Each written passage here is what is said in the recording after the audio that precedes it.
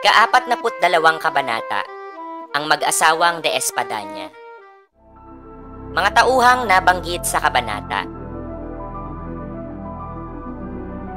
Talasalitaan, limos, pagbibigay ng tulong o abuloy, palingkinitan, payat, dinasgol-dasgol, minadali, ginugugol, ginagasta, kabuwayan, kahinaan, karamdaman, sakit, kauudyok, kasusulsol, mababakas, makikita, mapanglaw, malungkot, nagpahintulot, pumayag, nanaog, bumaba, paanas, mas mahina sa bulong, patiyad, nakataas ang sakong, prestihiyo, kabantugan, yumukod, yumuko.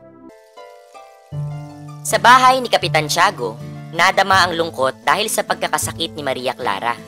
Ang magpinsang sina Tia Isabel at Kapitan Tiago ay nag-usap tungkol sa kung alin sa dalawang krus ang dapat bigyan ng limos upang gumaling si Maria Clara, kung sa tunasan ba o sa matahong. Ngunit sa huli, napagkasunduan nilang bigyan ng limos ang parehong krus. Natigil ang kanilang usapan nang dumating ang mag-asawang de Espadaña kasama ang kanilang pamangkin na si Alfonso Linares. Si Dr. Tiburcio de Espadaña ay isang peking doktor na nagpasya ng manatili sa Pilipinas matapos dumanas ng maraming hirap sa biyahe mula sa Espanya. Siya ay dating mahirap at walang pinag-aralan na nagtrabaho lamang bilang tagalini sa ospital ng San Carlos. Dahil sa payo ng mga kapwa Kastila, nagkunwari siyang doktor sa mga lalawigan, gamit lamang ang kanyang pagiging Kastila bilang puhunan. Sa kabila ng kanyang takot at pagkabalisa sa panloloko, ipinagpatuloy niya ito dahil sa kagipitan. Kalaunan, siya'y nakilala at sinubukan pang pagyamanin ng sarili sa pamamagitan ng mataas na singil, ngunit nasira ang kanyang reputasyon nang siya'y isinumbong sa Protomedico de Manila.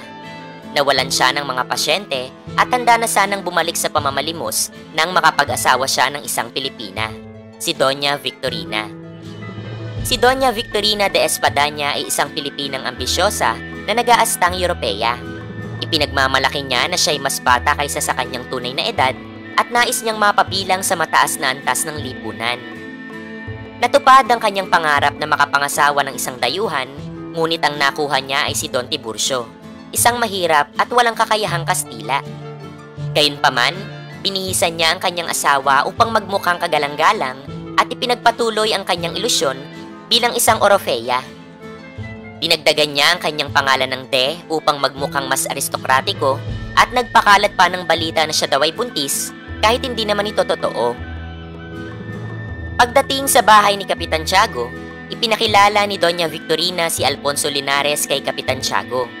Habang nagmimerienda, dumating naman si Padre Salvi na matagal nang kakilala ng mag-asawa at ipinakilala nila si Alfonso Linares. Ipinagmamalaki ni Doña Victorina ang kanyang koneksyon sa mga matataas na tao sa lipunan, ngunit napahiya nang malamang dinalaw na ng Kapitan General ang bahay ni Kapitan Tiago. Pagkatapos, nagtungo sila sa silid ni Maria Clara upang siya'y suriin ni Dr. Tiburcio.